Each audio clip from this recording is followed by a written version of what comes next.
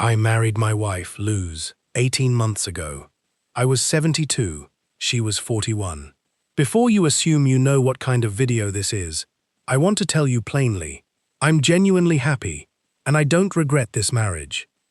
But I'm also going to tell you exactly what nobody told me before the wedding, the specific, practical, uncomfortable realities that the highlight reel videos about finding love in your 70s conveniently leave out.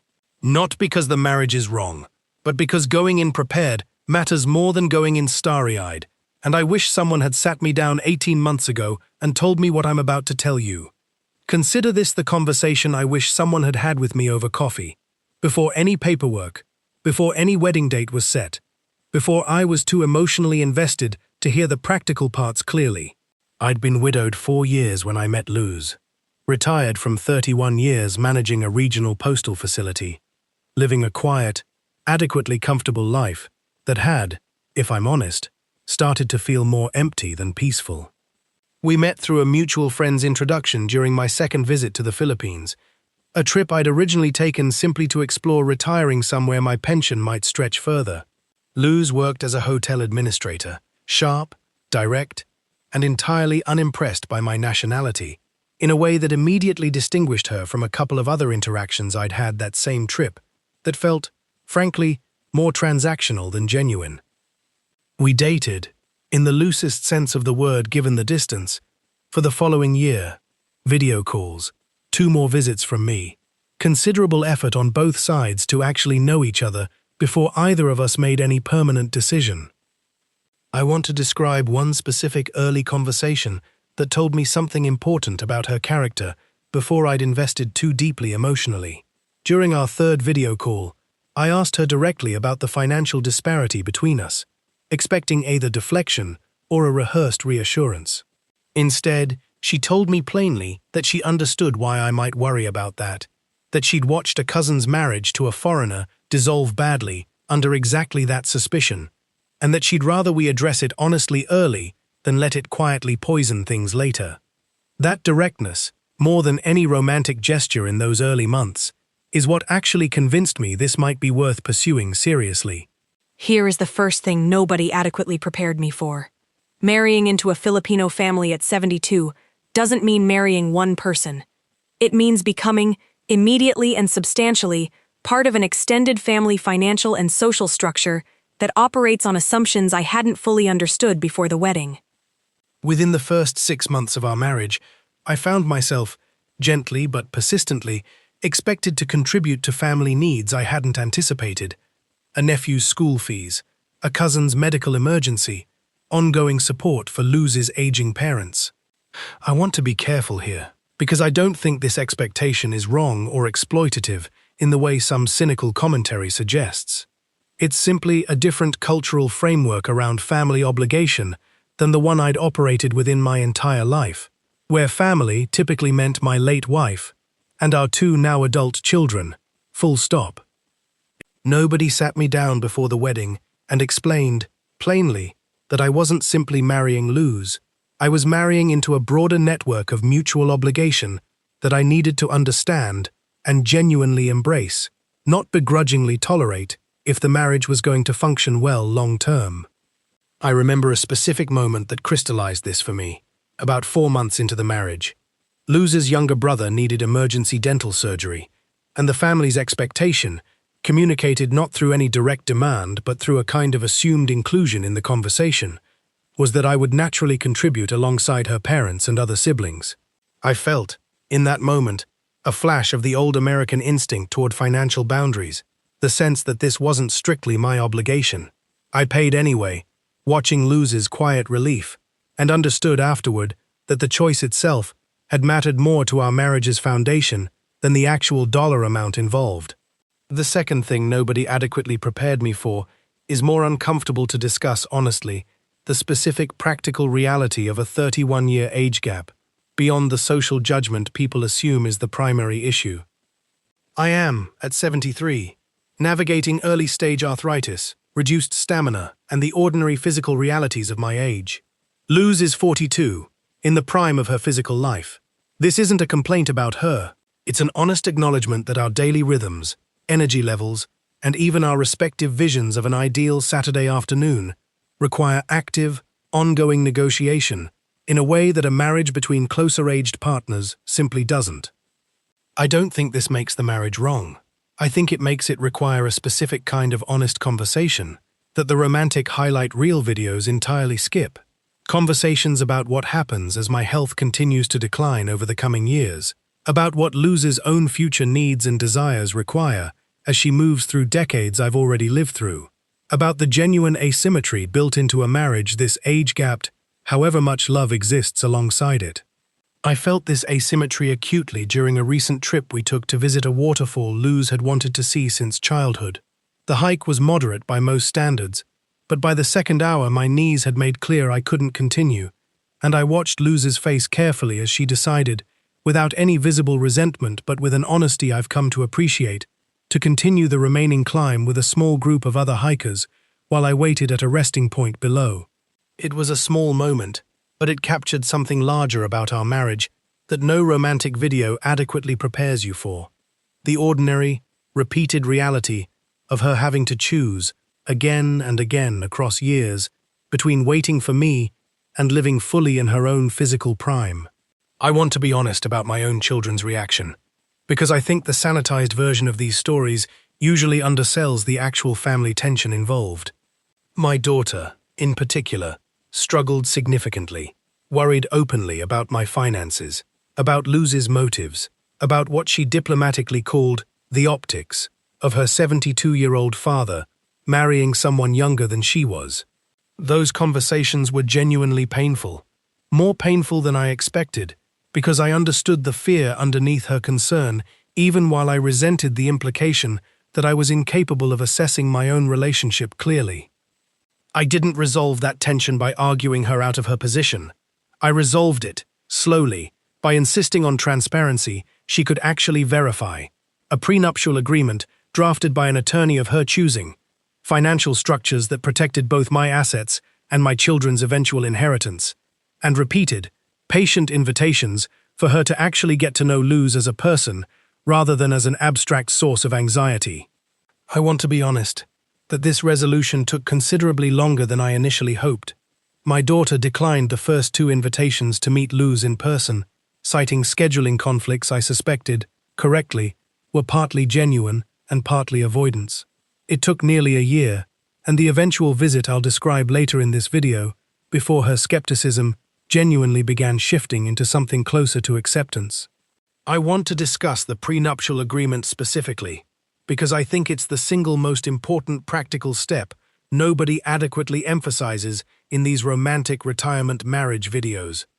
I insisted on one, not because I distrusted Luz specifically, but because I understood, clearly, that entering a marriage at 72 with assets built across a full working lifetime required protecting both my own children's eventual inheritance and, honestly, Luz herself, from any future accusation that she'd married me purely for financial gain.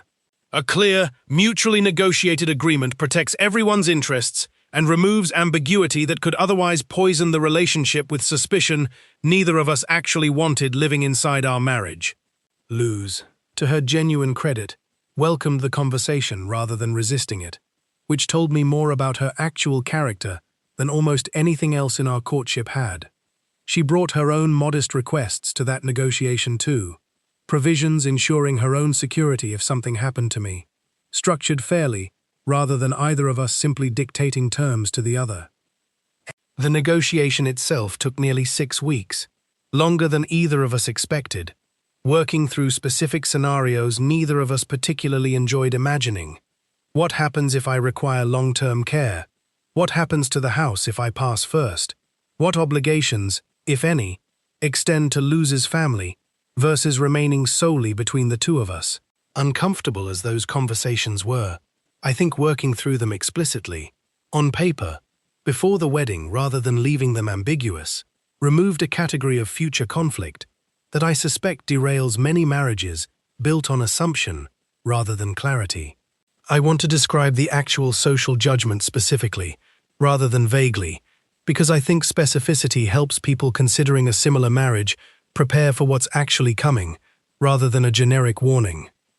Strangers ask questions with a particular tone, assuming financial motive before assuming genuine affection.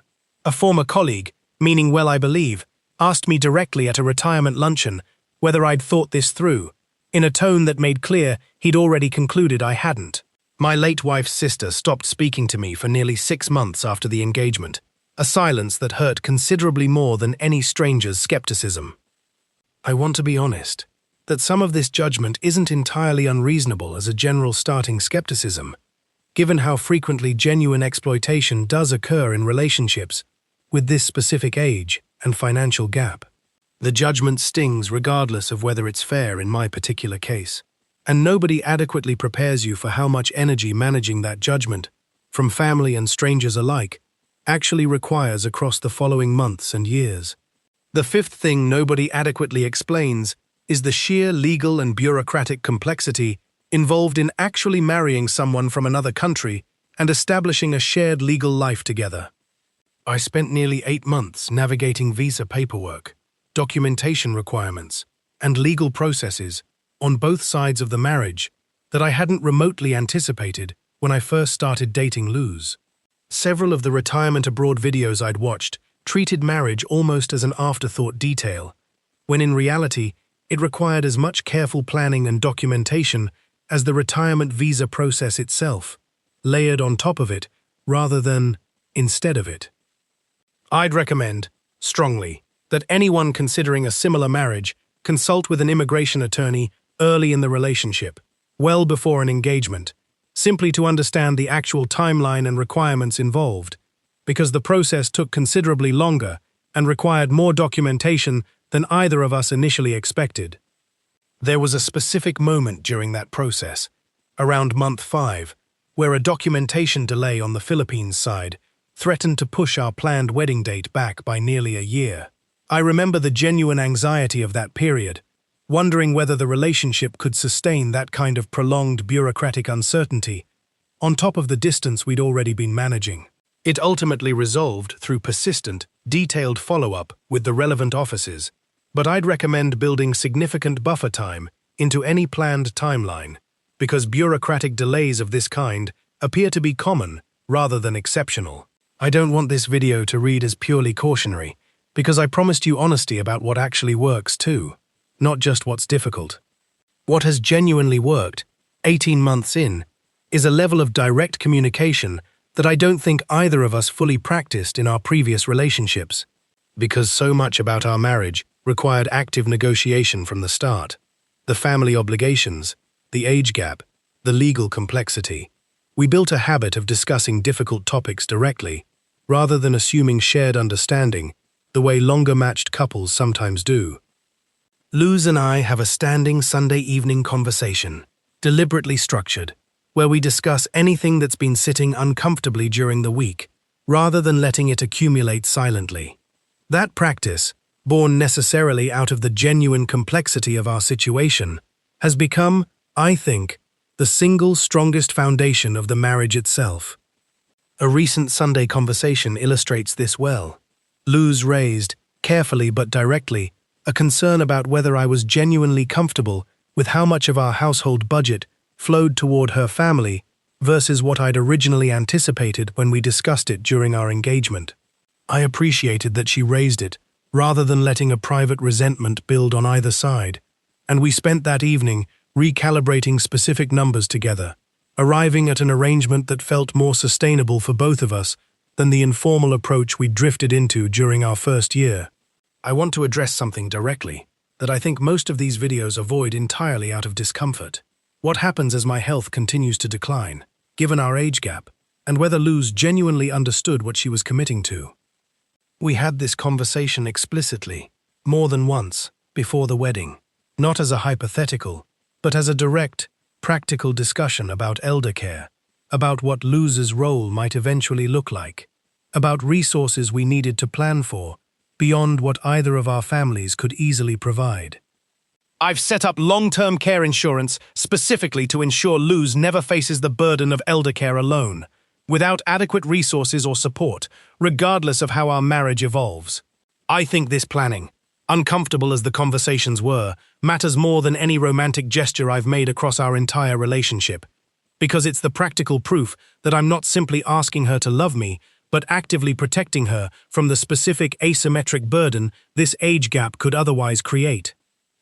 I also had a frank conversation with my own physician, with Luz present, about my realistic health trajectory given my current conditions and family history.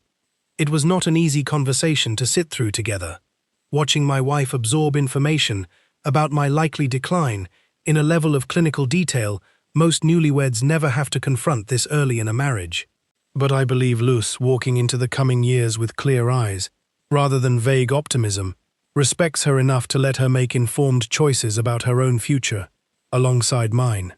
I want to update you on my daughter specifically, because I think the resolution matters as much as the initial tension did. She visited us 8 months ago, her first real visit since the wedding, and spent a full week actually getting to know Luz, rather than simply managing her own anxiety about the marriage from a distance. She watched Luz navigate a difficult call with her own mother back home, watched her manage the household finances with a transparency that surprised my daughter given her initial suspicions, watched genuine warmth between us that no amount of phone call reassurance had previously conveyed. She told me, near the end of that visit, "Dad, I think I needed to see this directly to actually believe it. I still think the age gap is complicated, and I still worry about some of the practical questions. But I don't worry anymore that she doesn't love you." That admission mattered more to me than almost anything else that's happened since the wedding. She also, near the end of that visit, asked Luz directly about the prenuptial agreement, a question I'd worried might feel accusatory this late in getting to know each other. Luz answered without any defensiveness, explaining her own perspective on why she'd welcomed rather than resisted it. I watched my daughter's shoulders visibly relax during that exchange, and she told me afterward that hearing Luz's own reasoning, rather than simply mine, had done more to ease her remaining doubts than any of our previous phone conversations. If you're 70 or older, considering marrying someone significantly younger, particularly from a different country, here's what 18 months of lived experience actually taught me, beyond the romantic highlight reel. Get the prenuptial agreement, regardless of how genuine you believe the relationship to be. Consult an immigration attorney early, before you're emotionally too invested to think clearly about logistics. Have the explicit, uncomfortable conversations about elder care and health decline before the wedding, not after a crisis forces the conversation. Understand, honestly, that you're marrying into an extended family obligation structure that requires genuine embrace, not begrudging tolerance. And prepare, realistically, for social judgment from people who love you. Judgment that stings regardless of how solid your own relationship actually is. Judgment that takes real time and consistent transparency to overcome, rather than simple argument or defensiveness. Given everything I've just described, you might reasonably ask why I'd still recommend this path to anyone, or whether I regret it myself. I don't regret it. 18 months in, despite every practical complexity I've described, I wake up most mornings grateful for a specific kind of partnership I didn't expect to find again after Luz's predecessor, my late wife, passed. The complexity is real, but so is the genuine warmth, the direct communication we built out of necessity, the extended family that has, gradually, become genuinely mine, rather than simply an obligation I manage. I think the honest answer is that this marriage requires more deliberate work than a conventional, closer-aged marriage might, but that the work itself has produced a partnership built on unusually direct communication and mutual protection, qualities I'm not certain would have developed as thoroughly in an easier, less complicated match. I think, too, about a comment my late wife made years before she passed, during a conversation about a much younger couple we knew whose marriage seemed effortless in a way ours, built across decades of ordinary complexity, never quite was. She said something I've thought about often since. Effortless doesn't mean stronger, Stanley. Sometimes it just means untested. I don't think she could have known how directly that comment would apply to my own life years later, but I've found real comfort in it as I navigate a marriage that everyone assumes should be effortless simply because it's romantic, when in reality, its actual strength has come from precisely the opposite. The deliberate, repeated work neither of us was permitted to skip. I titled this video with a warning, deliberately, because I think the genuine warnings deserve to be heard clearly by anyone considering a similar path, not softened into vague optimism. Don't marry a Filipina in your 70s, or anyone significantly younger from a different country, without the prenuptial agreement, without the immigration attorney, without the explicit elder care conversation, without genuinely embracing rather than tolerating the extended family obligation. Do all of that preparation, and I think the marriage can genuinely work, the way mine has. Skip it, driven purely by romantic momentum, and I think you're setting yourself and your partner up for exactly the kind of painful complications that give this entire category of relationship its skeptical reputation in the first place. I've spoken, since our wedding, with 2 other couples in similar situations. One where the American partner skipped most of this preparation, driven by exactly the romantic momentum I'm warning against, and one where they approached it with even more thoroughness than Luz and I managed. The first marriage, as of this recording, is in serious difficulty, strained by exactly the unaddressed financial ambiguity and family tension I've described throughout this video. The second is thriving, in a way that mirrors much of what I've described about our own experience. I don't offer this as scientific proof, only as further confirmation, from outside my own specific marriage, that the preparation genuinely appears to matter as much as I've suggested. Luz asked me, when I told her I was making this video, why I wanted to focus on the warnings rather than simply the love story people usually expect from these channels. I told her the truth, that I think the love story is real and worth telling, but that I trust our marriage enough now, 18 months in, to also tell the complicated, practical truth alongside it, because I think that complete honesty serves anyone actually considering this path far better than a polished highlight reel ever could. If you're considering a similar decision, I hope this gave you the practical preparation nobody gave me before my own wedding. Do the work, have the hard conversations early, and if you do all of that, and it still feels right, I hope you find the same kind of genuine partnership Luz and I have built, 18 months and countless honest conversations into a marriage that started with real love and has been sustained, since, by real preparation. Drop your own questions in the comments, whatever stage of this decision you're currently facing. I read every one, and given how personal and specific these questions tend to be, I'm genuinely glad to talk through whichever part of this preparation feels most uncertain from where you're standing right now. I'll see you in the next one.